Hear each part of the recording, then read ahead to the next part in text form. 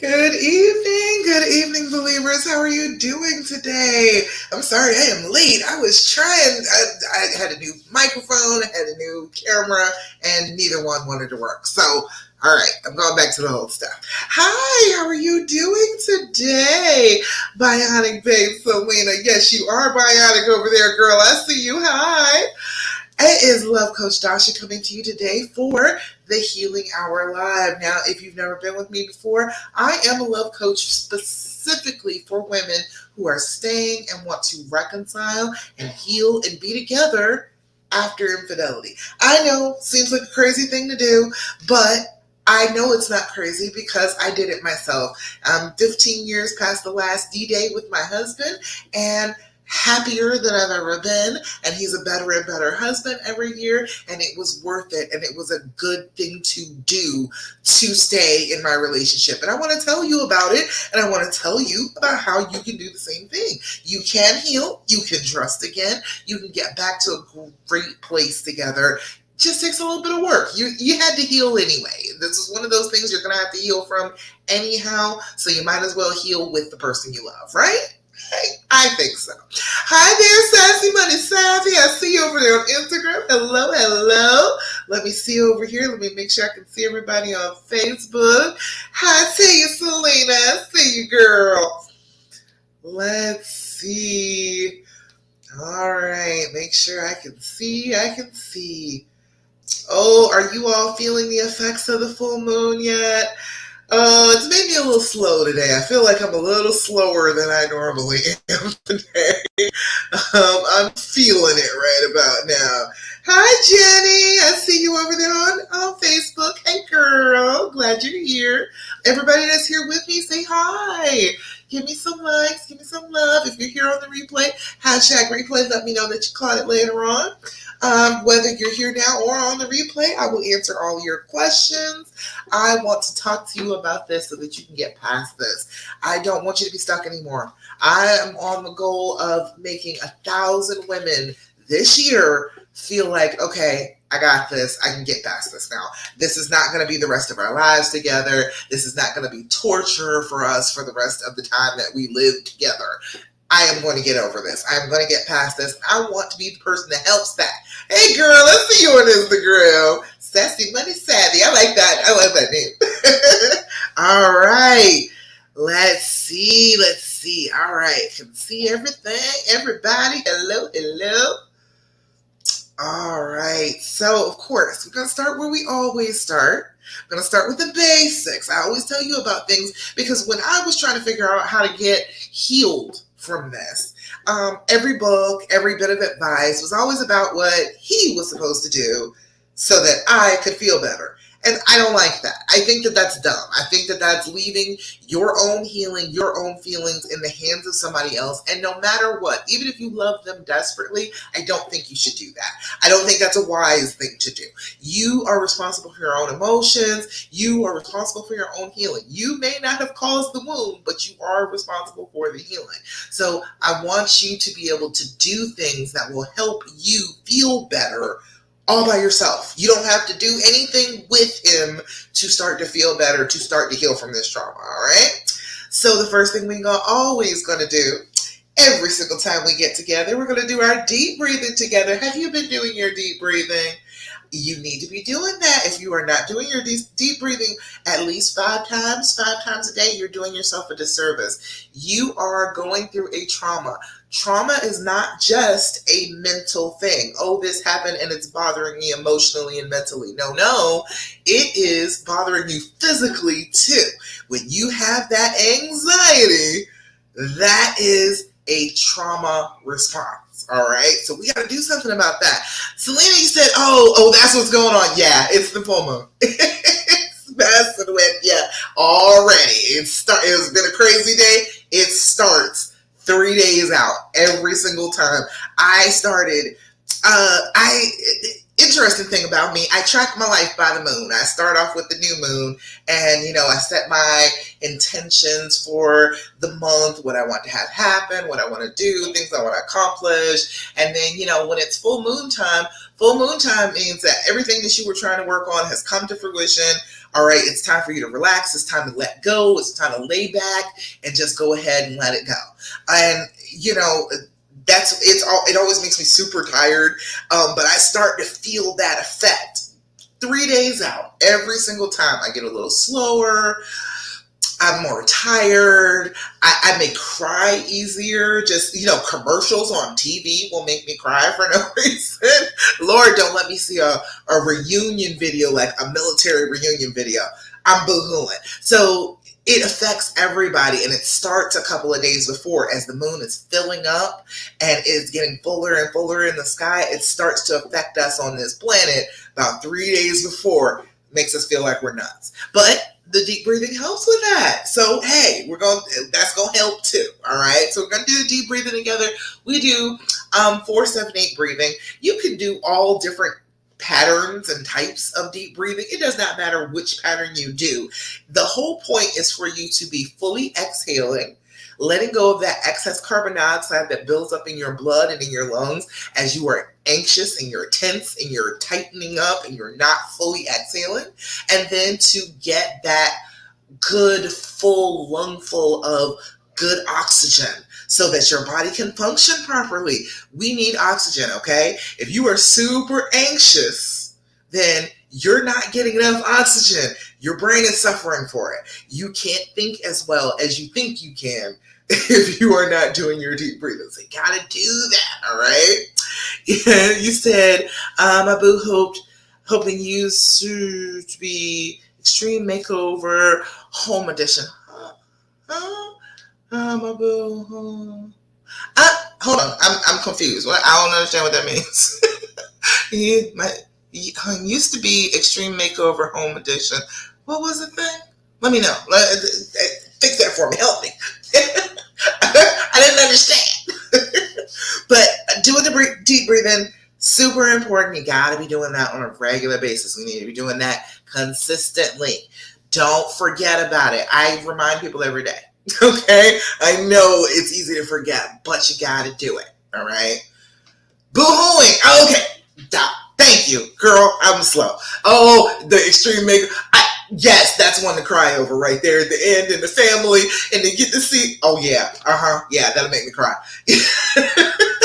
You're right. It's the weirdest thing. It starts to affect us about 3 days beforehand. It starts to get, your emotions start to get a little bit more volatile. They start roiling up a little bit on you, and things that wouldn't have bothered you are starting to bother you. I promise you, if something is starting to bother you today, tomorrow, the next day, all the way through until like the 7th, let's give it this 5 days. If something is still bothering you on the 7th, okay, then say something about it. But right now, for these days, skip it. Don't even say anything. It's no use. It's probably the moon screwing with you, and it's probably the moon screwing with them too. So don't even bother. All right. Oh, I got over here on the Facebook. Okay, what'd you say, Nene? Nene said, oh, you type that up for later in the live. Okay. All right. Okay, I'll come back to you. I see you over there, Jenny. I got you. I'm going to answer that for sure. Yeah. Okay. Yeah. I'm going to come back to that. But we're going to do our deep breathing real quick. All right. Let me do our deep breathing real quick. We're going to do our deep breathing. We do 4-7-8 breathing. What we're going to do is exhale. Get rid of that excess carbon dioxide. We're going to inhale for a count of 4. We're going to hold that breath for a count of 7. And then you're going to blow out like you're blowing out birthday candles on a big cake for a count of 8. All right. If you smoke, if you have asthma, if you have sinus problems, you may have a little trouble like the first go round. But stick with me. You'll be doing it by the 3rd time, all right? All right. If you can breathe through your nose, breathe through your nose. If you can inhale through your nose, breathe in through your nose, out through your mouth if you can. All right. So we're going to do our deep breathing. You ready? Come on. Join me. We're going to blow out first. Make that noise. Inhale through your nose. 2, 3, 4. Hold it. 2, 3, 4, 5, 6, 7. Blow out. 2, 3, 4, 5, 6, 7, 8. Again, inhale. 2, 3, 4. Hold it. 2, 3, 4, 5, 6, 7. Blow out. 2, 3, 4, 5, 6, 7, 8. Last time. Inhale. 2, 3, 4. Hold it. 2, 3, 4, 5, 6, 7. Blow out. 2, 3, 4, 5, 6, 7, and 8. Beautiful. I love it. How does it feel when you do your deep breathing? Let me know. Hopefully it feels good. Hopefully you feel yourself starting to relax. You feel some tightness, some tension starting to melt away. You want to make that noise when you are exhaling because that is a trigger. You are implanting a trigger. We have triggers, yeah, but what we want to do is we want to make some triggers that will make us feel better. All right, so that is a trigger. That sound in your head means I am calming down, I am getting centered, I am safe, I am in charge of my emotions, everything is all right. You start to teach your brain that that's what that means, and then your brain will believe you. All right? All right, it's relaxing. Yeah, it really is. It should be.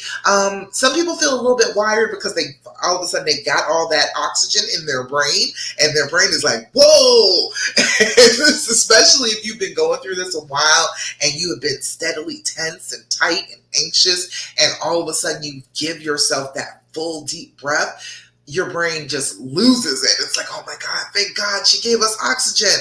But sometimes it's like, oh, thank God I needed to rest. And it will kind of crash on you either way. All right. So the next thing, always do your journaling. You got to do your journaling, okay? I know it seems like a very basic thing. You're like, it shouldn't make that much difference. I promise you it makes a difference. I guarantee you, number one, getting the thoughts out of your head and down onto paper. There is something about that manually writing, taking a thought, removing it from your brain and putting it down physically on paper tells your brain that you are taking it seriously. And then it doesn't keep repeating the same thought over and over and over in your head. Then you got a record. You have a record about what is going on with your feelings, with your relationship. You have a record of the questions that you have asked. You think that your memory is great on this trauma, but it's not. It sucks. It helps to write things down. It helps to write down the answers that you get. It helps to write down when things are good so that you remember that things were good. Your brain will try and tell you later on, oh, everything has been miserable forever. And you will believe that unless you can go back and see in your own handwriting, oh no, last week was a great week. We had a wonderful time together. I was emotional about it. I loved him so much. Oh, okay. All right. So my brain is lying to me. You will know that because you have your own handwriting there to tell you that your brain is lying to you. You and your brain are not the same, okay? You are not the same thing as your brain. Your consciousness is a separate entity from your brain. Your brain is out here just doing its job, working hard, trying to keep you scared of things so that you don't get hurt. That's all it's doing right now. But you don't have to listen to it. You don't have to accept that that is what your life is going to be like forever. You still have choices. And when you make those choices and change your mind gets stronger. So I want you to get stronger, okay? All right, next thing. Oh, please cultivate a practice of being grateful. Please do that for yourself. Do that for yourself. Do that for me. Do that for everybody who loves you. You have great things that go on in your life, okay? Your life is not this trauma. This is actually quite a small piece of your life. It does not feel like that at this moment. It feels like it is the entire thing. It is entire life, that there is nothing beyond this. But that's not true. That's your brain lying to you again. That little monster inside your head that is fueled by the trauma is lying again, telling you that you have nothing to be happy about. You have nothing to be grateful for. Nothing good ever happens to you. It will tell you that and tell you that until you really believe it. You have to be fighting back against that. You have to look around at your life every single day and appreciate it, okay? You are not going to get to the good part again unless you can see the good part. If all you see is the negative, all you see is the terrible, terrible thing that has happened to you, that is where you will live for the rest of your life. And I do not want that for you. I don't think that that is an appropriate place for you to live. And it sounds like it sucks. It sounds like a miserable place to be. I have been there. I know for sure it's a miserable place to be. You don't want to get stuck there. So gratitude. It is easiest to come from feeling anxious, feeling angry, feeling frustrated, feeling disappointed, feeling sad, to go to grateful. You can't get to joy from misery. You can't quite make that jump. That's a big jump to try and make. You are trying to go a step or two, and gratitude is a step or two away. We are not super joyous, but we can appreciate. We know that we are fortunate for the things that we have, the things that other people would love to have that they don't. We are aware of those things. We can look at those things and start to change our mind in a more positive way. And then as we're going towards the positive, as you try to think positive things, try to think about things that are happy in your life, as you're going in that direction, your brain will catch up. Your brain will say, oh, we're thinking about good things. Oh, here, I know a good thing. Here's a good thing, because that's what you are doing and your brain wants to serve you.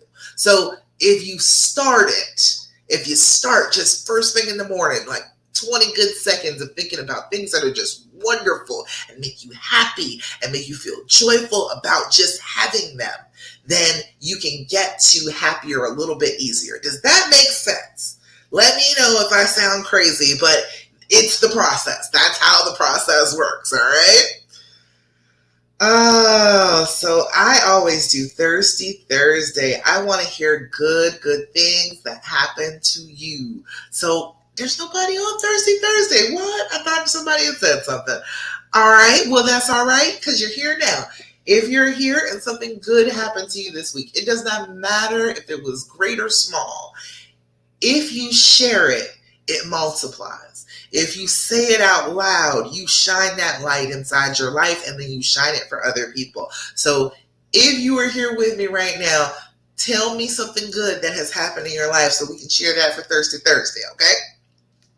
In the meantime, while you're typing that up, the last thing that you can always do on your own, that I'm always going to tell you about, is to stop asking all those questions. You know exactly what I'm talking about, right? You want to ask all the questions, don't you? You want to ask your honey every single miserable question that has crossed in your brain. I know you want to. It is the way that trauma works. It is the way that everybody responds. Everybody wants to hear those answers, okay? And let me tell you this right now. You do not. It's a lie. It's another lie. Your brain is telling you that you need all these answers to be able to heal. That is some bullshit. I'm trying to tell you, just so you don't have to keep on stressing yourself about it. The answers to those questions are not to help you heal. Your brain wants to collect that information because its job is to try and protect you. It's collecting as much information as it can to keep you away from that danger in the future. That is the only reason your brain is screaming at you to ask this question. Okay, he answered that. I don't really like that question, but ask this question too. And he better answer me. And if he's not answering me honestly, then this is all over. Dude, you do not want him to answer those questions honestly. You don't need that information in your head. You just don't. It's not doing you any good. It's just going to cause you more pain, cause you more suffering, make you think longer about things that make you hurt. And then you're going to want to separate from him, which is going to hurt you more. Don't do it. Right? You gotta, Just try very hard not to do it, all right? And if you can't do that, if you just need to ask a question, let's ask some better questions, okay? Got the game right here. People are getting this left and right. I'm trying to tell you, I need to get on Amazon and get an influencer page on Amazon and get linked up with these people because this is a good game. All right. This is this is the healing edition. Gives you great questions to ask for your honey. Fabulous questions. Way better questions than did you love her? Did you tell her that we weren't happy? What positions did you have sex with her in? You don't need to know any of that. None of that is going to help you. That not a one of those questions is a healing question, okay? When we are dealing with this, we've got to be working on the healing path. We cannot do things that hurt us and then expect to heal, correct? That makes sense, right? So we need to be on the healing path and be asking healing questions, all right? So we're going to talk about that. Ooh, good. I see some Thirsty Thursday. You know I'd love to hear some good news from y'all. But we're going to ask these questions real quick. All right. First thing.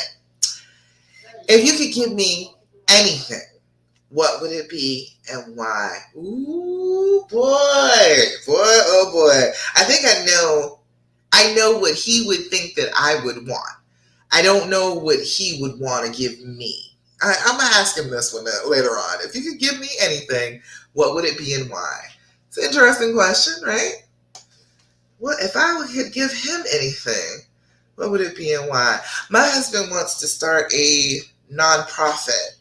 He wants to teach people to cook, and he wants it to be like a bus that comes to neighborhoods that need, some food issues, help, and be training people on the bus and feeding the community at the same time. So I would give him that. I would give him buses and plenty of money to train everybody that he wants to do this nonprofit. That's what I would give him. But I think he would probably say my diamond. I have had this ring. This is my original engagement ring. I didn't get the engagement ring when we first got engaged. He actually asked me without it, but then we went and shopped together and we were broke, and this is what I got. And I always tell him, I'm like, you're going to have to replace it. I'm going to have a really big diamond here. And so that's what he would give me. He would make sure that I finally get my big diamond.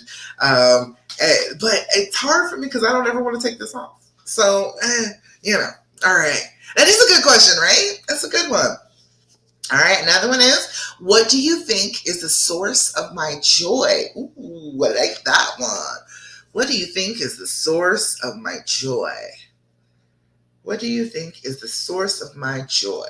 Ooh, I like that one. And one more. Oh, that's the instructions. All right. If I was in your shoes, what do you think I'd find most challenging? I like that one. That's a good one. If I was in your shoes, what do you think I'd find most challenging? If I were in your shoes, what do you think I'd find most challenging? That's a good one. That's a good one to ask your honey. To put yourself in their shoes, to try and experience what life would be like for them.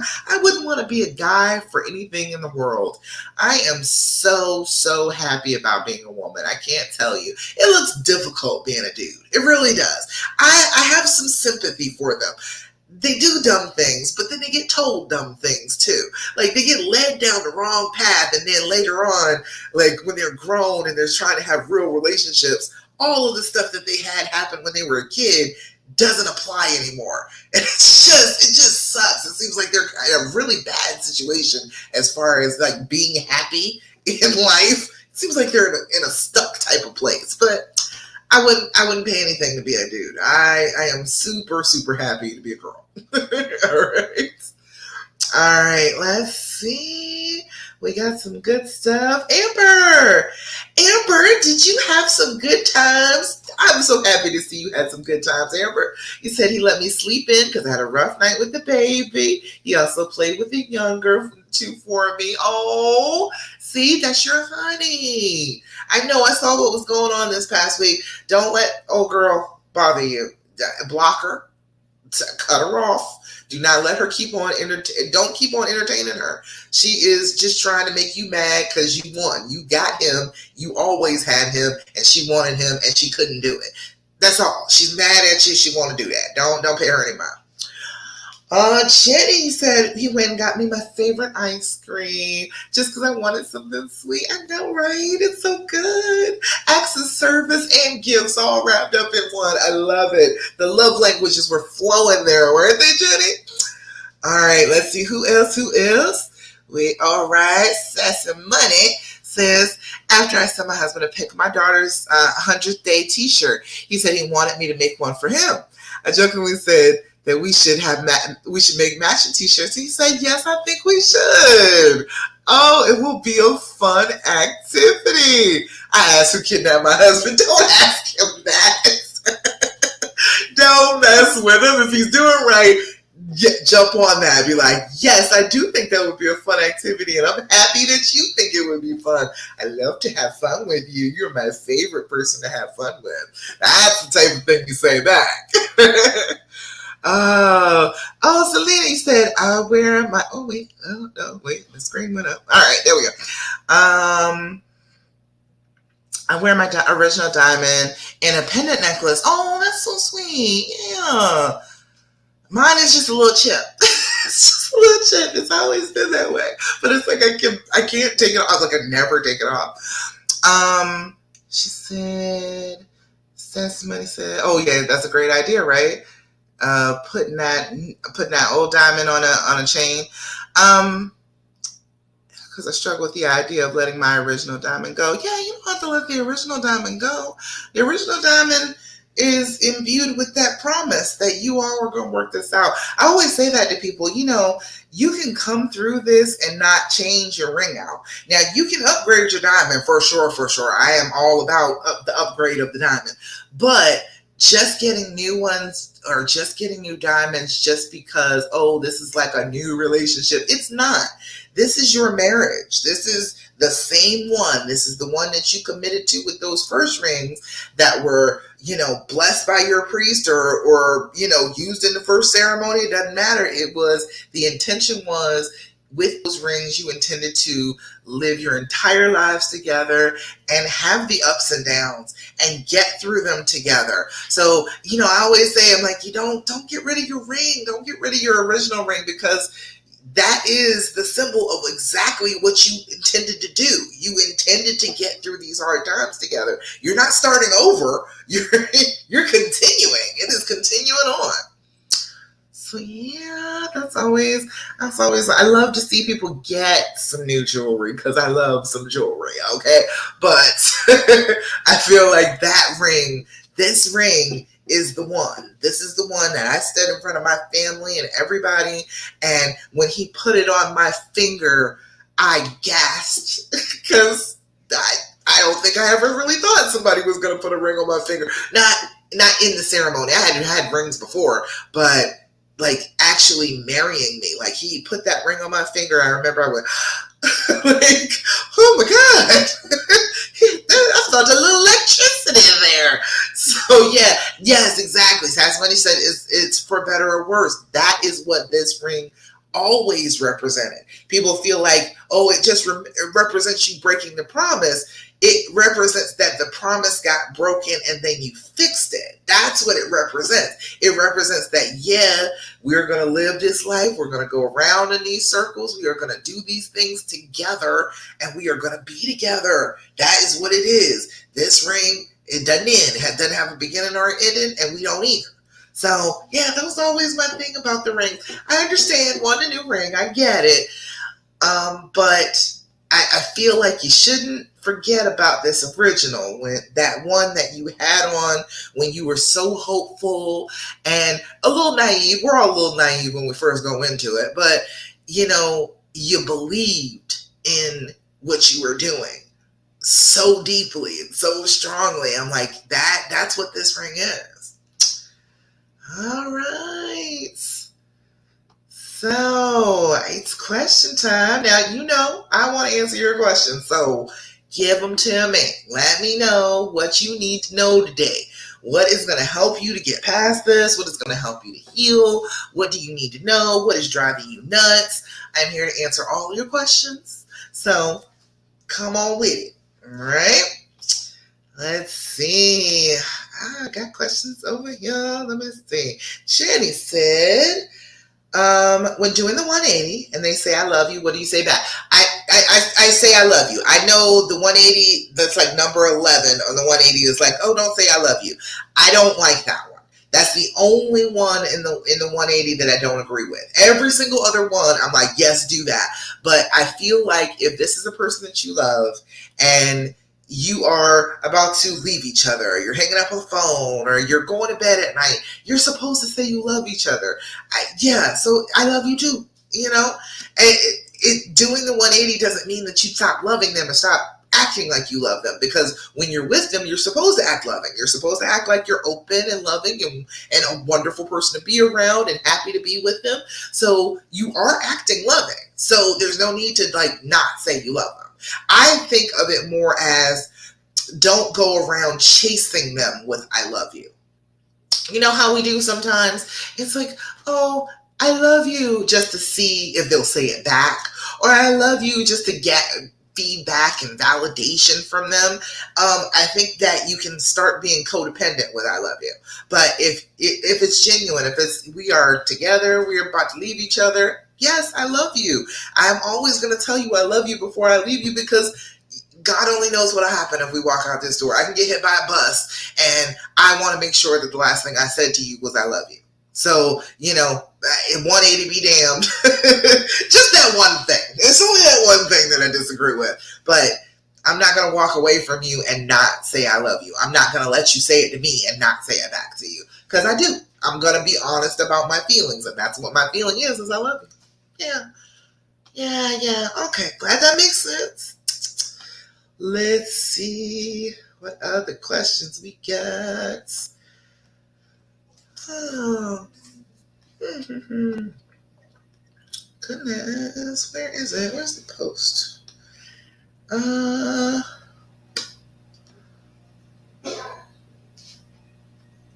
don't know what happened to it. Didn't I put the post up here for the Healing Hour Live for last night? I guess I did. I remember I did it. Somebody posted. Charmaine, you asked me. Oh, okay, here it is. Dang, I was like, I knew I posted it up here. Oh no, that's the 15-minute one. I don't know. Huh. Charmaine asked, what did she ask? She asked me about, I remember. Okay. Oh, here it is. More self-care strategies to focus on myself and not my partner, please. That was a great question, Charmaine. I like that one. Yes, self-care, because I'm all about the self-care right now. I want you to be really, really, really focusing on your self-care. I need you to be taking care of yourself. You have been through a trauma, and then you've been trying to continue living your life and doing things for other people, and then forgetting about yourself. I need you to remember you, okay? I need you to rest like you're supposed to. I need you to feed yourself wonderful food and fill yourself up and be, have your moment of being grateful and knowing that food is nourishing to you and it is taking care of you. I need you to do your skincare. I need you to drink that water again. I need you to, oh goodness, what else are we gonna do? We need to find our life. That's the ultimate self-care right there. We need to find out what it is that we want to do, what it is that makes us feel good and whole, that makes us feel like we are doing the thing that we are supposed to do, but not about the relationship. You gotta have stuff outside of your family, outside of your relationship that is for you. That is the main thing about self-care, is having something for you. Your family, your kids, they're going to leave the house. They're going to go and they're going to start living their lives, and they're going to have fun, and they're going to have their friends, and they're going to be in the streets, and they're going to have all types of stuff going on, and you're going to be sitting at home wondering what happened to your whole life because all you were doing was taking care of the kids and taking care of your mate. You gotta do stuff for yourself, you know? I think about all sorts of different things. I was really into the idea of doing roller derby for a minute, but the one that I was trying to join up with, they were like, okay, you gotta wear your skates like all the time and really practice on them. And I hadn't been on skates in a minute, but I like the idea of the roller derby. But that's a good one, right? That's good self-care, fun, a little aggressive, a little bit of exercise for yourself. Um, Everybody likes the pole dancing thing. I am all for that. You know, a little exercise. Look, it works well for you. Let's see. Oh, what'd you say? Selena says, I've been enjoying the essential oils shower steamers. Ooh, yes. Essential oils is let me tell you about this. Your strongest sense, like memory wise, is your sense of smell. So if you are regularly smelling things that are your favorite smell, usually what you're doing is you're smelling a memory. You will bring up a memory. Like, think about it right now. Your favorite smell in the whole wide world, the thing that when you smell it goes, ah, what is that thing? Tell me about it. I'll tell you about mine. All right, I got two. They're kind of close together. It all has to do with paper and ink. Brand new books and stationery and stuff like that. Love that. That is one of my favorite smells. But even more than that is the smell of brand new sequential bills, right? And it's specifically the sequential ones because they have that little powder on them when they're stacked together and they've never been separated before. It is something about that smell. I know exactly what it is. That smell reminds me of freedom. It reminds me of independence.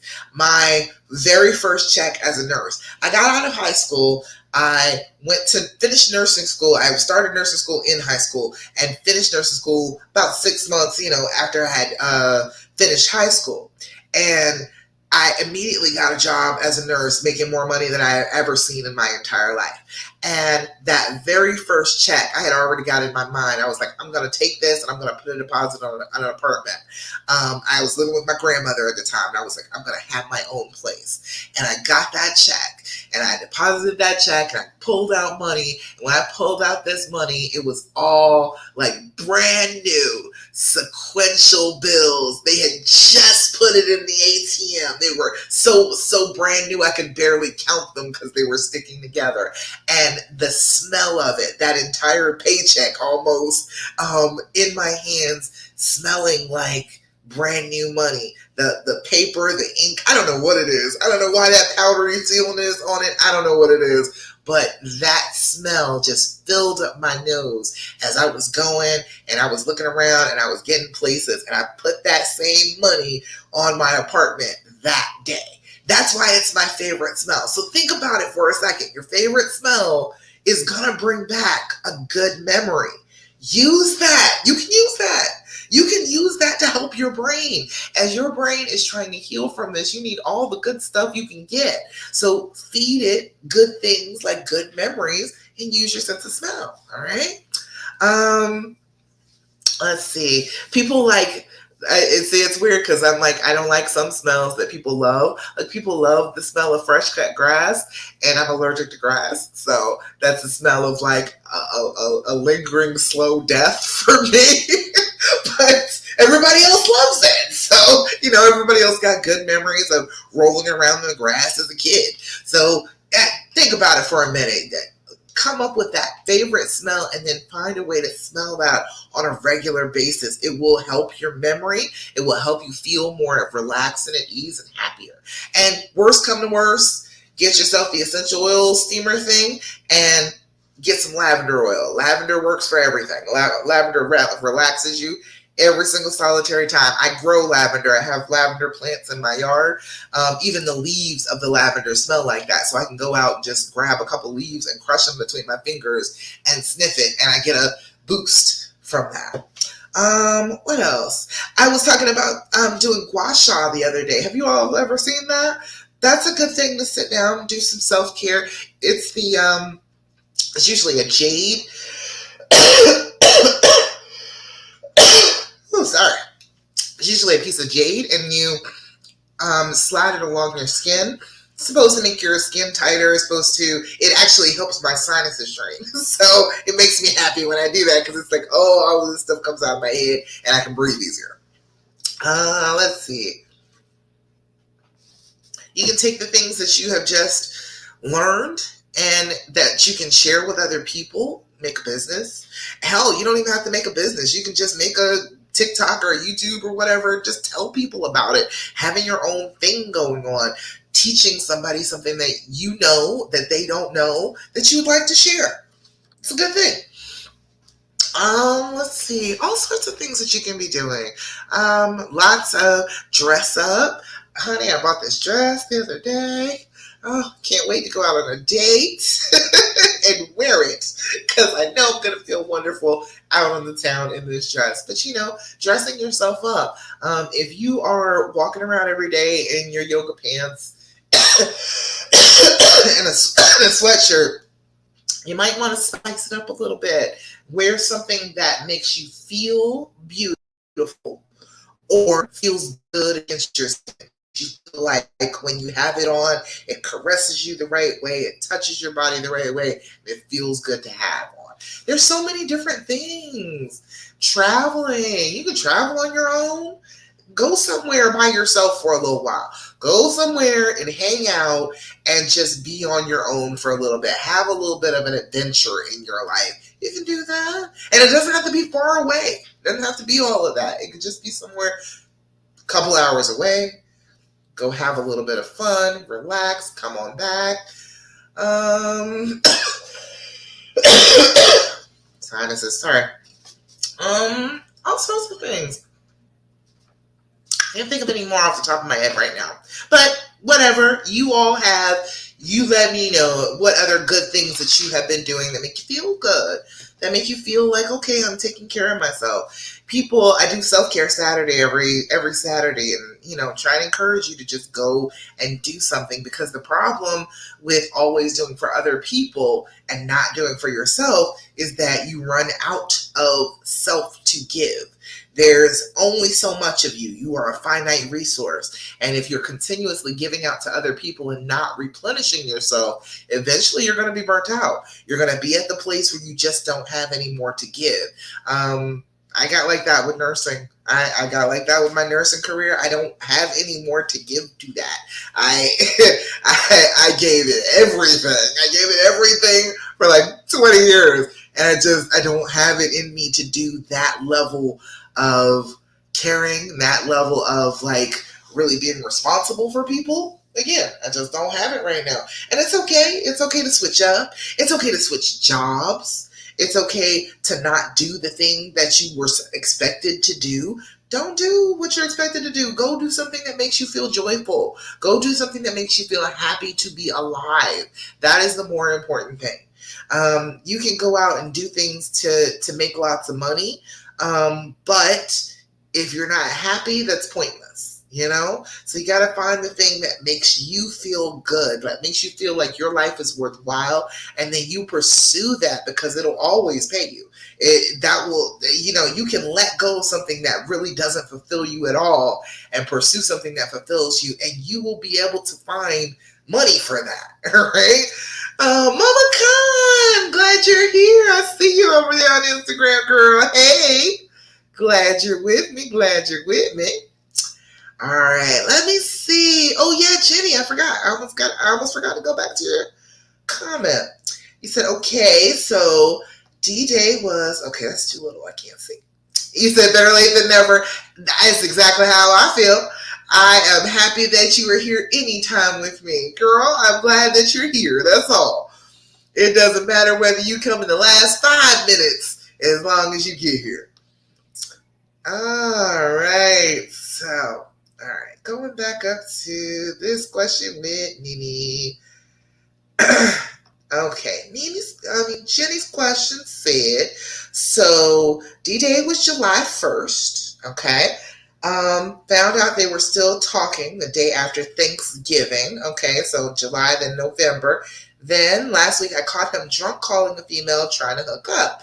He's finally realizing he has a problem, but I don't think I can do this anymore. Zero trust. He cries all the time now. We're just floating along. My boy is depressed. What's going on with him? You know what's wrong with him. You know that there's something going on with him. You know something's not right. And the thing is, okay, the whole, he has a problem, he needs to get help thing. I get that. But the thing is, okay, if you want him to like start therapy or whatever, that is a journey. That is some journey. Okay. So even if he does that, you're not going to start off with the trust for that. All right. I feel like in these situations, you're going to try and heal up the relationship problem first. And then in that security, in that, okay, I still love you. We are going to work this out. We're going to figure this out together. In that safety, it's easier for them to start therapy. Most men are really against therapy. They've been told that they're not supposed to talk about their feelings. Like their whole lives, they've been told not to talk about their feelings. And then we want them to talk about them.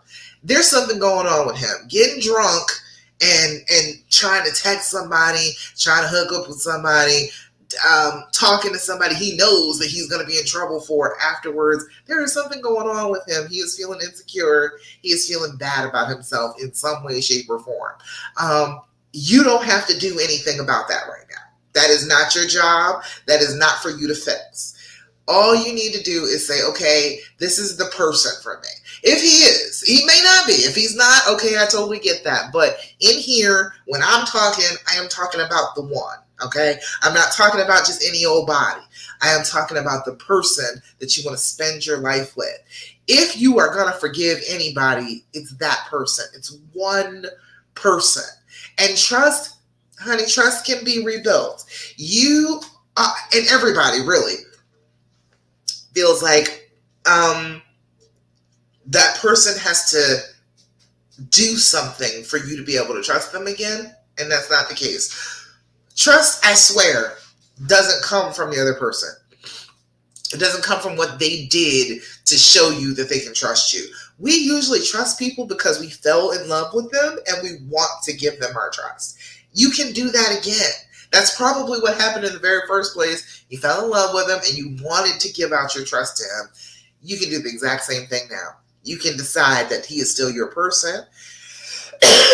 You're going to believe the best of him. He is going to do what he is supposed to do. He is going to do the right things by you. And you tell him that. I am not expecting terrible things from you anymore. I'm not going to sit here and talk about terrible things you have done. I'm going to expect the best from you. And that is where we're going to be. That is the expectation level. That's the bar. All right. Most men do well with that. Most men do well with expecting them to meet the challenge. Most of the time. They fail sometimes on their own, but a lot of the time in these types of situations, they haven't really been asked to meet that bar. I know when he cheated before, when he found out in July, you were asking him then. But right now, decide that you're going to forgive him, decide that you're going to trust him, and expect the best from him. Like, look, I'm giving you this because you are my person. I am giving you this love and this forgiveness, and I'm not attaching the condition to it that you have to change, but you got to treat me good. That's all it is. I'm not expecting you to change and be a different person. You can work through your issues, whatever it is that you have going on that made you think that was a good idea when it obviously wasn't. You can do that. But I am going to expect you to just treat me with respect. I'm going to expect that is what I'm going to get from you because that's what I'm going to give to you. I'm going to forgive you. I'm not going to rub this in your face every day. I'm not going to give you a hard time. We are going to be together and we're going to be happy. And we are not going to live in this place where you're constantly messing up and doing stupid things to hurt me for just for the fact that you are hurting. All right? That's the way I feel about that. Jenny, you let me know if I'm talking crazy. I know that's a little difficult to do. It is. But I feel like, we're all battling that monster. We're all battling the monster that tries to tell us to do the wrong thing. Your monster is telling you, don't trust him.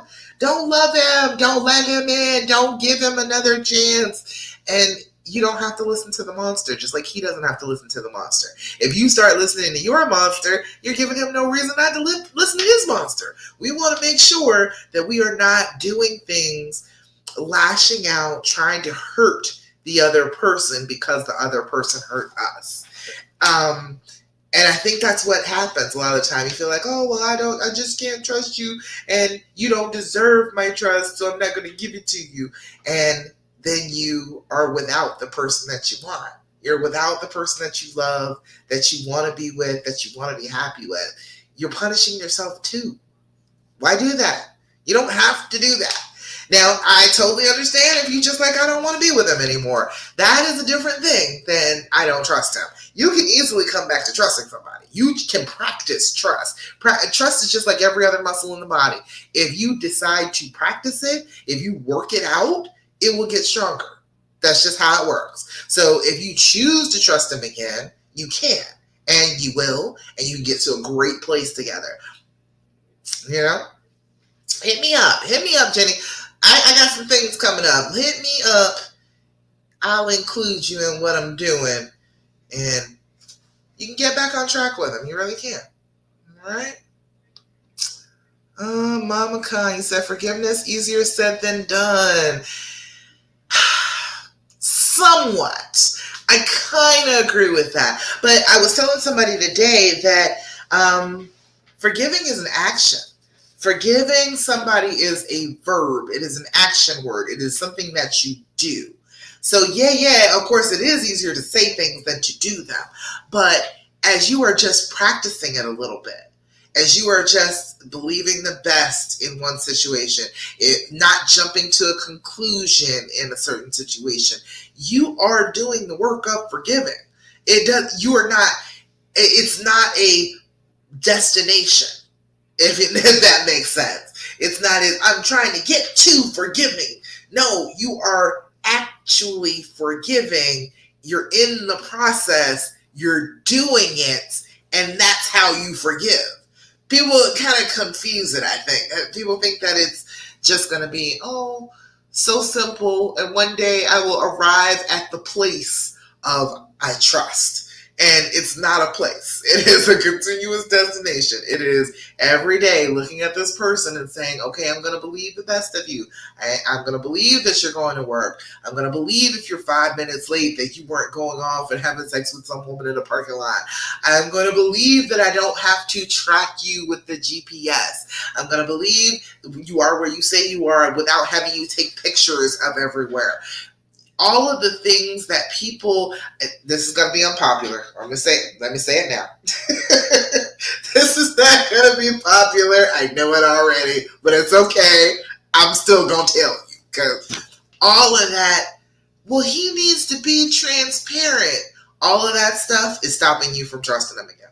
I promise you it is. It is stopping you. It is holding up your progress. It is making it harder for you to trust. I know it doesn't seem like that. It makes you more comfortable in the moment to have that control, but having control is not having trust. That's two different things. Having him take a picture of everywhere he is and sending you a picture every time so you can feel any sense of calm and any sense of peace, that's not trust. That is, I'm the warden and I know exactly where the inmate is. That's what that is. That's not trust. So every bit of that, I know. He has to be transparent. I read it too, okay? Everybody said the same thing to me too. I am here to tell you that I did it without that. My husband was not transparent. Absolutely not transparent. Because in that moment, he was dealing with a mental illness. So he was damn sure not transparent. He couldn't even really be transparent. He wasn't capable of it. So I didn't need that to start to turn everything around. I think that as many people as I've worked with, I'm pretty sure it just gets in the way. From what I have seen, from what I've gathered, from the people that I've worked with, they're like, oh, I'm doing all these things and he's doing all these things, but I still feel awful. It just doesn't work. If it did, I would say do it. But that whole, he's got to have the GPS and the Life 360 and the downloading the hackers and It's not going to help. It's not going to do anything for you. It's going to make you miserable. You're going to be sitting there checking all the time. When I was checking, I don't like the checking. Don't check. Don't check his phone. But when I was checking, it made me miserable. It was unhappy times. Going into his phone made me all anxious, made my heart pound through my chest. All right? Then I'm stressed all out about it. I don't want to deal with it. All right? It's just too much. It's too much knowledge. It's too much information, especially in that traumatized state, to sit there and read every word that he has ever typed in his entire phone. Every single word seems like a threat. Everything seems like it's something bad, that it could be something terrible that he's doing behind my back. It was too much. I couldn't keep doing it and keep my sanity. And I have found that every woman that is trying so hard to keep tabs like that is miserable doing it, and then it doesn't actually help you trust. So I say don't do it. That's what it comes down to. It's miserable. Don't do it. So lady said, absolutely true. I know, right? Searching just sends me into a spiral. So I stop. That's what I'm saying. It just sends you reeling.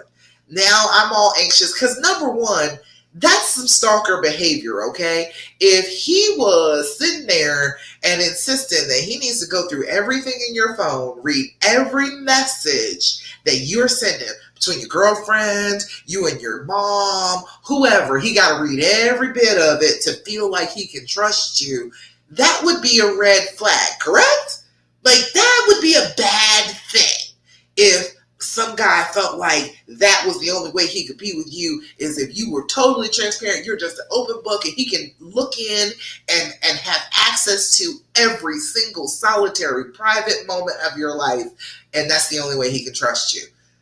That's not trust. That's not healthy. We wouldn't accept that as the basis for a relationship with somebody, so we should not accept that as a basis for us continuing the relationship. Now, that's not what you want your relationship to be like, is it? Do you want to continue to be the warden, always checking all his outgoing mail and making sure that he's not getting a file in the mail to get out of the cell? No, you don't want to do that. That's not your responsibility. You shouldn't have to do all that because he did something wrong. You got to take on even more responsibility. All responsibility you need to take on is healing yourself. Learning the steps to healing, learning the steps to trusting again. That's all you need to do. Trying to fix his part does not work. It does not. You can only fix yours. That makes sense? Hope that makes sense. I know, it's crazy. But I get it. I know people feel like, oh, okay, I got to have transparency. I got to know exactly what he's doing at all times. It's not very good for you. It's not good for you, and it's not a good look. It makes you look like you're a stalker. It makes you look like something's wrong with you. Because I'm so obsessed with this dude, I can't even just trust him to be out in the world. I gotta be checking on him and tracking him down with the GPS and checking all his messages and looking over his shoulder. And if you gotta do all that, that's probably not the person for you. So let it go. Let it go. Don't do it to yourself. All right? Hopefully that makes sense. Candy Fan said, what if he wants to check your phone and starts messaging in at 3 in the morning from your contacts list? That's some crazy stuff too. That's what I'm saying. It's crazy either way. If we do it or if they do it, it looks nuts. Okay? Ladies, she just said, all right, he decided to go through your phone and message somebody at 3 o'clock in the morning because they were on your contacts list. I know women who do that all the time. I see this number, and yeah, she might be somebody from work, but I'm calling her right now at 2 o'clock in the morning, and you find out that it is somebody from his job. It's somebody who works with him. He happens to have their phone number because they have to work together on a project. Like, it's embarrassing. Like, nah. If he is freaking out 3 o'clock in the morning, feeling like you are doing something behind his back and you're not, the best way to handle it in that moment, because in that moment, that is a time where people are really elevated, and I don't want you to end up getting into like a fight or anything because you're like, no, leave my phone alone. If he's that desperate to do it, let him do it. All right. You're not doing anything wrong. You're not hiding anything. But I'm saying that that is not a healthy thing for a relationship. That should not be the way our relationship is. That at 3 o'clock in the morning, I'm feeling insecure about you, so I'm going to call people on your contacts list. It's not healthy. It's not a healthy relationship to be done like that. So you stop doing it, and then expect that he's going to stop doing it, and then we're just going to work together on our relationship and not include other people. And that's another thing too. Like, you calling people in the middle of the night, whether he does it or whether you do it, calling people in the middle of the night, now you're introducing somebody else into your relationship. Now you are telling somebody else, hey, I'm having relationship problems over here. Want to hear about it? You're including them in something that they have no business in the first place. So don't call anybody else. Don't call other people. It doesn't work, okay? That makes sense? Hopefully he won't do that. Hopefully, we'll just decide, okay, we are not doing that to one another. We are human beings. We are grown-ups. We do not need to check each other's phones. We are going to have a healthier relationship than that. All right? All right. Any other questions? What anybody else got for me? Anybody else? Hey there. Oh, hi, Jerome, over on Instagram. We talking about, well, it's the women folk over here. We're talking about healing after infidelity. That is what we are talking about. I don't see any other questions. I'm looking on all my screens here. I don't see anything else. Anything else? Any other questions you want to ask me? Anything else that is burning in your brain? You're like, I need this help to be able to get past this. Hey there, Jerome. We chilling, boy. It's a good night. How you doing? Oh, we are talking about getting past infidelity up in here. All right. Any other questions? Jenny said, what did you miss? I think I answered your question, Jenny. Did you catch what I was saying? Hold on, let me go back to it. You were saying that you don't have any trust. You can trust. You can practice trust, and you can get your trust back. It's just like any other muscle. Work it out, and it will get stronger. Practice, but it takes actually using that muscle, actually doing the trusting, saying, okay, I'm not gonna track you on your GPS. I'm not going to look through your phone. I'm not gonna believe the worst of you. If the side chick calls me, I'm not gonna automatically believe her either. What is it with believing the side chick? Can we please agree? I know I have said it in the group before, and I need y'all to be with me on this.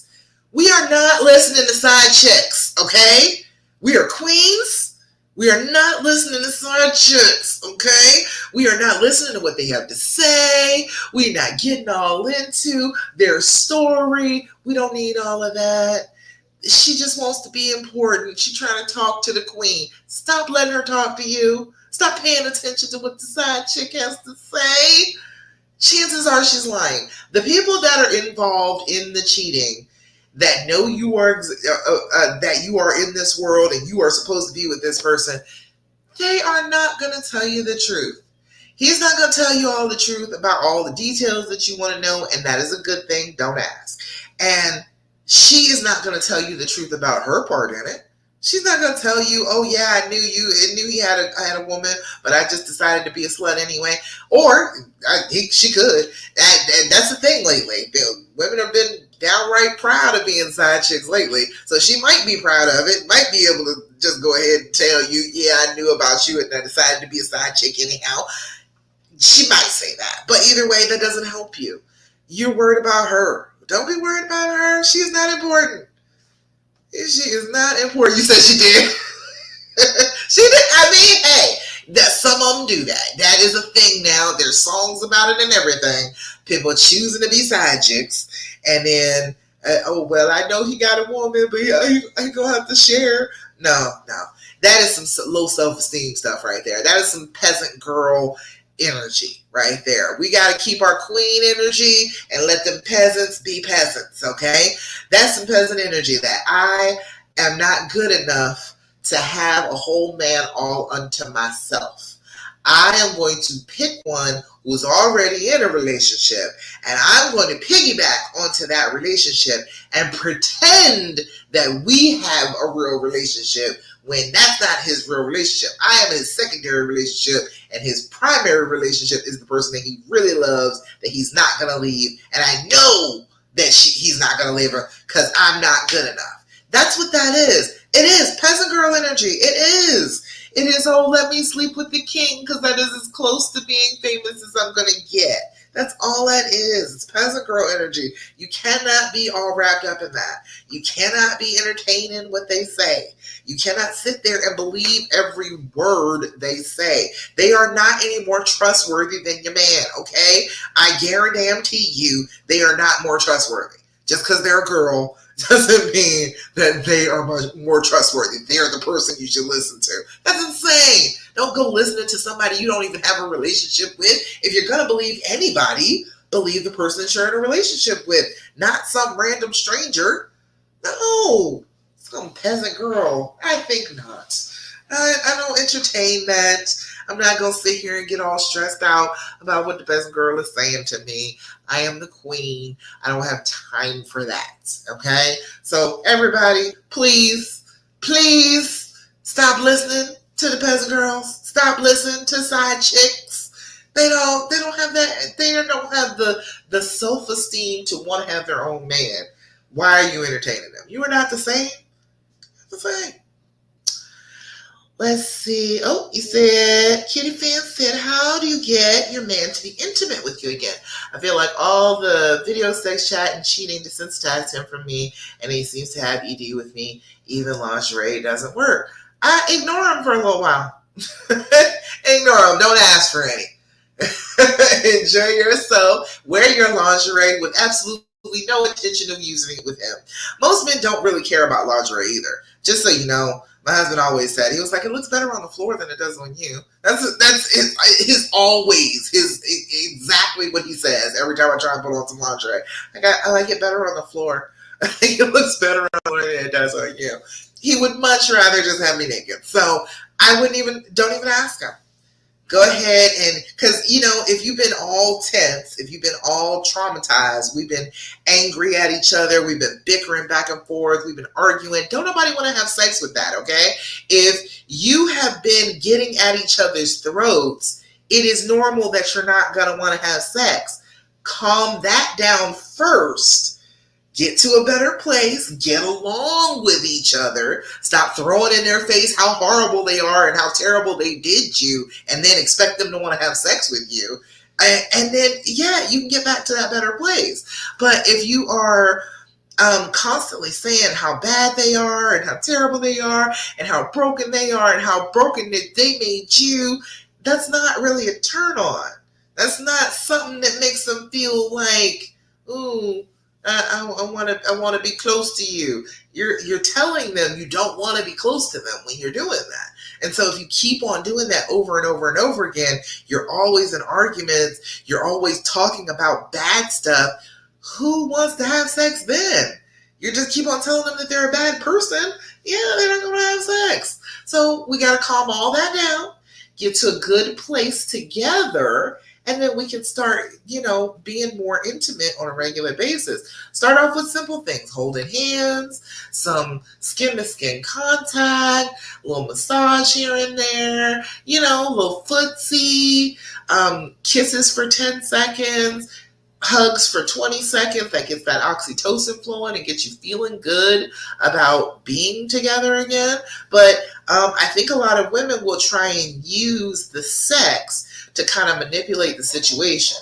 A lot of women will be like, oh, well, we've been mad at each other, so now we should go ahead and have sex and just make up for it. But not every guy is like, oh yeah, sex will fix it. Not every guy is like that. So if you've been a wild woman, if you've been freaking out and having panic attacks and pissed off, you suddenly being like, oh, come have sex with me is not sexy. It's not attractive because you have been willing to bite him all this time, and now all of a sudden you're saying you want to kiss him. It looks suspect. You look a little scared. You're going to be a little nervous. You're going to be wondering, oh, Lord, what's going to happen if we actually do this? So it's a couple of reasons why. But yeah, just calm everything down. Bring it down a few levels. Enjoy one another. Have some good times together. Learn to sit in silence with one another. I'm trying to tell you that is one of the most impressive things you can do with a man. You got a guy and you can sit with him and you are not talking. You are just sitting, just being. I am just happy to be in the same room with you, in the same space with you, to be able to hear you breathing next to me. I am fine with that. I am happy and content in that place. Just that is a hell of a skill. And it brings a whole bunch of calm to a very volatile situation where you can get back in control of things. Okay? So work on that. Do the silent, the peaceful silence thing. I always call it that. Sit next to one another. You can put your skin against his skin. And where your skin is touching his, you're sitting there. Don't sit there and think. Don't sit there and be all in your thoughts and be all in your feelings. Try and focus on where your skin touches his. I am going to beam love and light all through his skin. That's what I'm going to do. That's what I'm going to focus on. As I'm sitting here quietly with him, I'm going to put my hand on top of his hand and I'm going to imagine rays of light, beautiful light coming from me, soaking up into his hand. That's what I'm going to picture. That will give your brain something to do while you're sitting there being quiet. And it will put you back into, I'm going to give that love. I'm going to give that light. I am not sitting here just waiting to receive and being disappointed because I'm not receiving. I am going to be giving. I am going to be participating in the kind of love and relationship that I want to have. And that's what I'm going to do. I'm not going to worry about his part. I'm just going to do my part. It helps tremendously. All right. Does that all make sense? Let me know. Let me know if that is good stuff that you think that you can do. Selena and Sassy over here said that their men love the lingerie. Mine just doesn't get it. And I've met a lot of men that are like that. They're like, whatever, just take it off.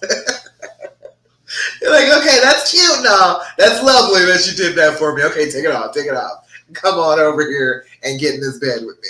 You know, most of them don't get all worried about it. And some of the sexiest things you can do is to be just in your skin and know that you are just as sexy as if you had that lingerie on. To just be in that mindset of, it doesn't matter what I have on. I am a damn goddess. I glow. I radiate. Of course, it doesn't matter if I got a little strip of cloth on me. It doesn't matter because this body is radiant all by itself. He's going to see that beauty no matter what. So I'm just going to believe that about myself. If you start believing that, you start telling yourself that, you feel gorgeous. And so it doesn't matter what you wear because you'll look like that in everything because you are beaming that out. Elizabeth, hey, glad you're here. How do you get to that place where the hurt dulls? The brain quiets and you can be closer intimately, which is not mean sex, but close. I can't just turn off the hurt. We do talk and are in a different place, but there are triggers and he gets angry and frustrated. He'll say he's not mad at me, but mad at what he did to us. Meanwhile, I'm the one getting the tone. No, I don't fly off. I get quiet within myself.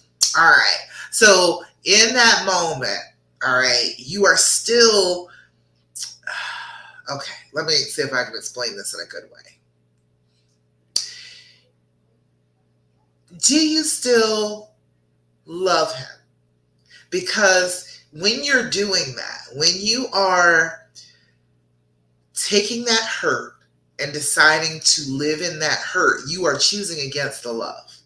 You are saying that the love is not good enough, that you would rather wrap yourself up in the pain. And that is not a loving thing to do. You are literally pulling away because that is what your brain is trying to get you to do. It's telling you that, oh, look at this awful trigger, trigger, trigger. You should feel bad. And it pulls you away. It's a monster inside your brain. It's a monster that is trying to keep the two of you apart. You got to recognize it for what it is. That part of you, that part of your brain just bringing up pain just to keep you away from somebody that you love, that is not serving you. It is not helping you in any way, shape, or form. It's keeping you at a place where you're at arm's length from him when all you want to do is be intimate. All right? So since you don't fly off the handle at the time, this is what I want you to do. I want you, you're not confused. You know exactly what you want to do. You know exactly. Don't tell yourself you're confused. You're here. You're asking for the help. You want to reconcile. You want to heal. You want things to be okay. You know that. Don't tell yourself that you're confused about that because you're not. You know very clearly what you want to have happen. You want to feel better. That's what it is. You want to feel better. You want the relationship with him to be better. And that is all perfectly reasonable. That is all perfectly doable, as a matter of fact. So this is what I want you to do. When you are in that space where you're like, oh, the hurt. Okay. All right. The hurt has occurred. It is there. All right. I need you to not pull away. What you are trying to do is back off. You're trying to hide yourself in a hole and hide away from him and treat him like he is somebody you're supposed to be afraid of. That is what the pain is trying to get you to do. It is trying to get you to treat him like he is the villain, like he is the enemy, and it wants you to draw back from him. I am saying what you need to do to stop that is the exact opposite. Every single time your brain is like, no, ew, he's disgusting, don't touch me. Every time your brain does that, immediately do the opposite. If don't touch me, let me touch him. Let me allow him to touch me. Desensitize to that. Tell your brain that that is not what you want. I don't want that.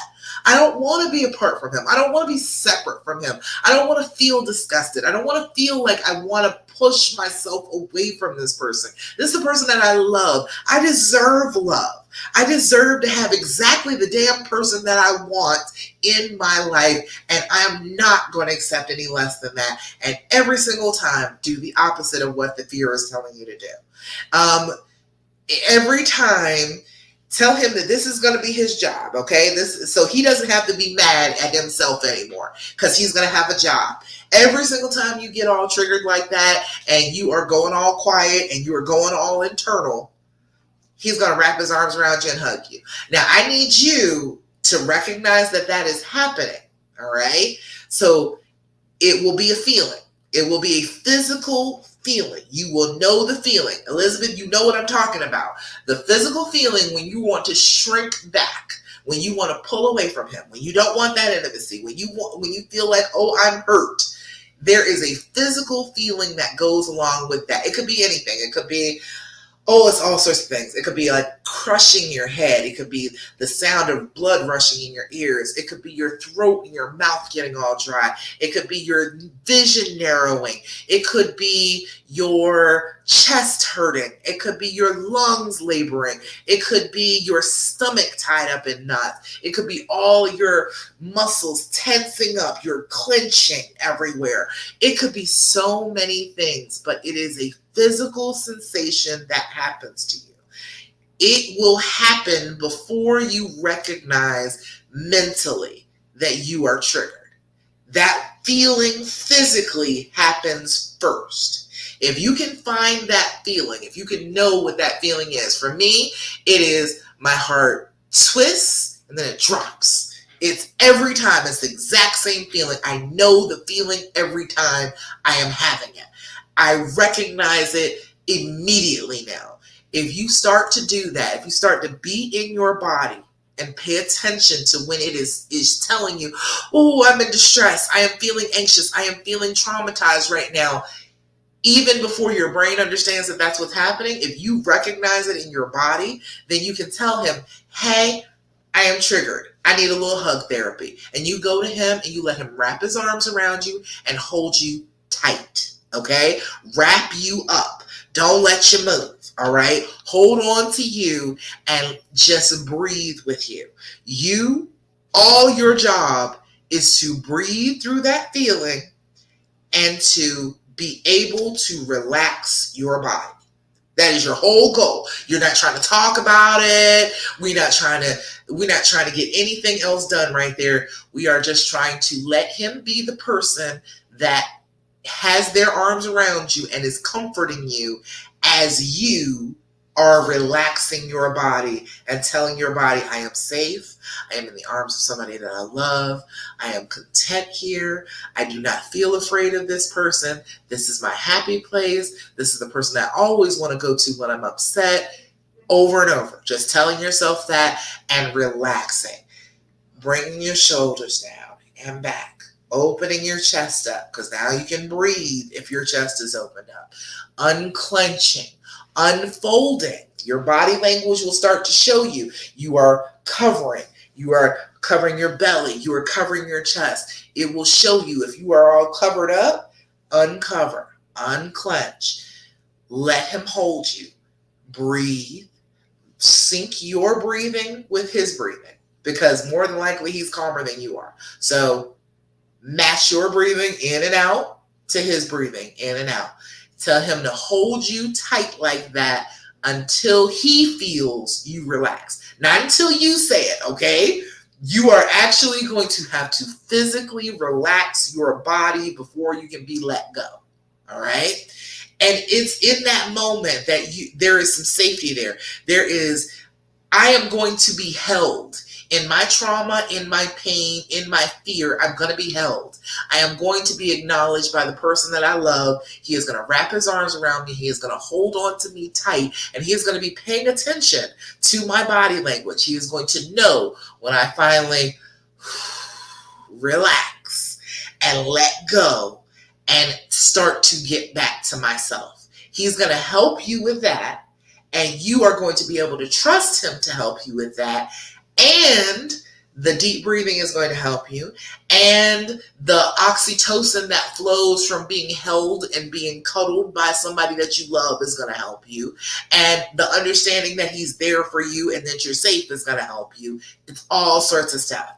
And then you get closer and closer like that. 20 seconds of hugs a day, at least twice a day. Shoot, hug each other for 20 seconds at a time. Kiss each other for at least 10 seconds at a time.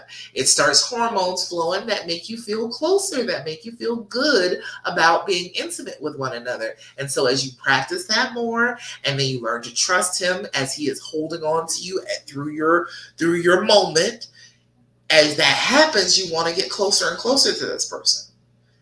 That was a lot. Does that make sense to you, Elizabeth? Let me know.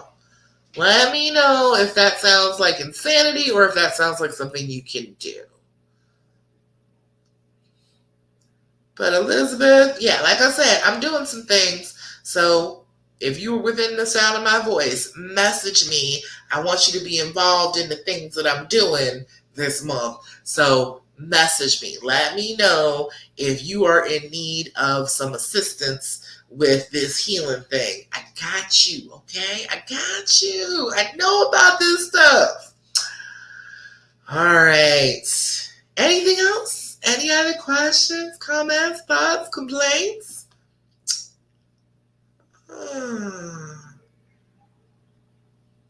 Let's see.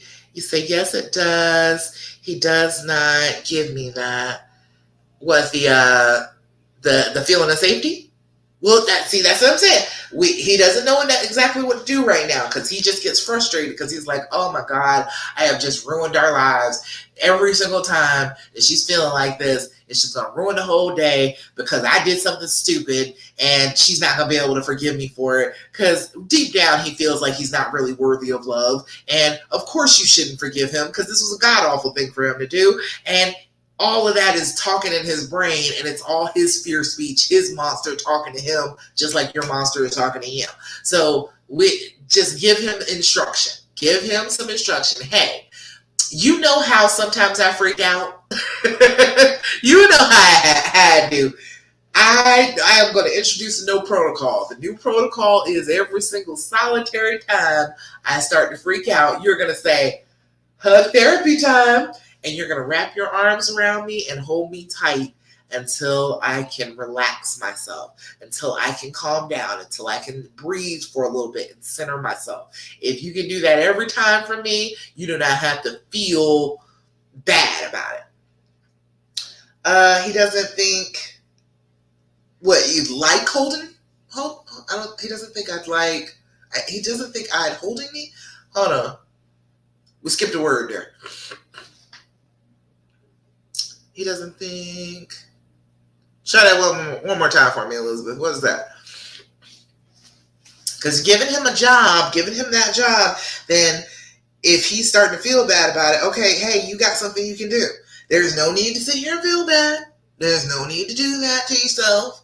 There is something that you can do. There is something that you can do and help me in the moment. And I am going to do my part in that moment, and you can do your part in that moment, and we're going to come together, doing our parts together, and we're going to feel better together. You're going to see that I can calm down, that I don't have to stay angry with you, that I don't have to stay all angry and tense and frustrated and upset, and you're going to see, and I'm going to see that you can be there for me, and you can hang on to me in that moment. When I'm having a moment, you can hold on to me. He doesn't think of holding you. Yeah, that's what I'm saying. That you got to tell him. That's all right. Because he's not going to think of that because you are in such a bad place that he feels like, okay, let me just say this. Men, if they're in a mood, if they're like angry, touching them is the wrong thing to do. Men don't touch other men when they're upset because that could lead to a fight. So he's not going to think of that. He's not going to know that that's not something that he was equipped with already. You just got to tell him. If you tell him that that is the appropriate thing every single time, and you start off by knowing your body and feeling when the feeling comes, and then going to him and saying, hey, make it be that code word, hug therapy. That's the code word for us. Hug therapy time. I need that. I need you to do that for me. Wrap your arms around me, hold me tight until I relax.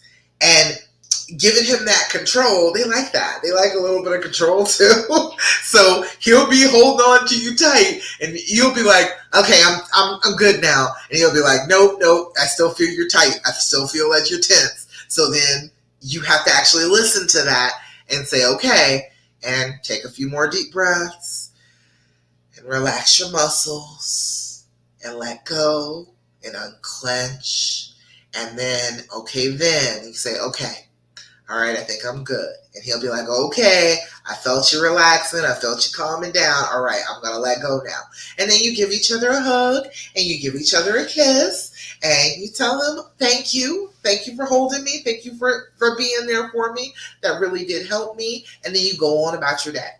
And as he's doing that consistently, it's going to make you feel better, and it's going to make you feel safer. And then he's going to feel like, oh, I have something to do when she's feeling like that. I don't have to just sit here looking stupid about some stupid stuff I did. I can actually do something to help, and everybody feels better. That's the whole thing. We got to go for something that will help everybody feel better. And a hug works. You feel better. You feel better. He feels better. By the end of the time that you get let go, you should be smiling by that. It strangely enough, even in the moment, even when you're real good and triggered, if you allow him to just hang on tight to you, hold you like that when you were in that moment, and then release, as soon as he lets you go, you'll probably have a smile on your face. Alrighty, y'all. I think that's it. I think that's all we got. I think that's all our questions. Everybody that was with me today, everybody that's watching this on the replay, message me. I got some things going. I want you in on them, okay? Message me. You want to talk to me this week. You want to talk to me and find out what I'm doing, okay? If you don't work with me all the time anyway, you need to get in on what I'm doing right now, all right? All right. That's it. Steph, you say you love this group so much. I love you. I'm so glad that you're here. I'm glad that it's helpful to you. I really do. I so could have used this as I was, healing myself. I had to think of all this stuff on my own and implement it on my own, try it all out and see if it worked. And okay, it finally got to the point where I healed, but damn, it took a long time. And I didn't have anybody to help me. I didn't have anybody to support me doing it. But I wanted that to be this, that you can come to me, come to my groups, and get the support that you need. Because this is a hard thing to do, but it's not impossible by far. It is actually very simple steps to do. You just got to know what they are and got to have some encouragement to do them and not listen to the other people who are going to make you feel bad about it. All right? You're so welcome, Elizabeth. I'm glad that you came. I'm glad that I could help. And message me. Message me. Steph, message me. Everybody that was here that is not already working with me, you need to get on a message and talk to me. All right? All right. Let me go ahead and do our affirmation. Remember, affirmations are whatever you tell yourself. So if you keep on telling yourself terrible things, that is what you affirm in your brain. Your brain will believe whatever you tell it to. So my life is horrible. My marriage is ruined. My whole life is broken. Your brain will believe it. But if you tell yourself positive messages, your brain will believe that too. That's why we do positive affirmations. We need to be telling our brains good things instead of bad things so that it can start to believe the good things. All right? So, this is the one right here. Today, I will forgive. Today, I will forgive any past mistakes I've made and love myself unconditionally. I am all for that. That sounds like a wonderful thing. Today, I will forgive. Today, I will forgive any past mistakes I have made and love myself unconditionally. Today I will forgive. Today I will forgive any past mistakes I have made and love myself unconditionally. You can forgive your honey too if you want to. If you're feeling like it, go for it. But I'm always going to tell you to start off with forgiving yourself. You should absolutely forgive yourself for wanting to do this because it's not a bad thing to do. You're not doing anything wrong by loving the person you love and wanting to still be with them. There's nothing wrong with that. You are not wrong. You are not stupid. You are not a doormat. You are not any of the things that people will try and tell you that you are. You are just a regular human woman. You're a regular human queen. My fault. You're a regular human queen and you want your fairy tale. You want your king. You want your kingdom. You want your happily ever after. And you should absolutely have it. And nobody should get in your way of doing that. All right? All right. Thank you so much for joining me for the Healing Hour Live. We went almost 2 hours, but that's okay. Thank you so much for joining me. I'll be back again next Thursday, 8 p.m. Eastern Standard Time for the Healing Hour Live. In the meantime, don't do what the fear tells you to do. And remember that I love you very, very much. And I'm very proud of you. Okay? All right, y'all. I will talk to you a little bit later. Bye over here on Instagram. Say bye to y'all first. And bye over here on Facebook and YouTube. I will check you all out next week too. Bye.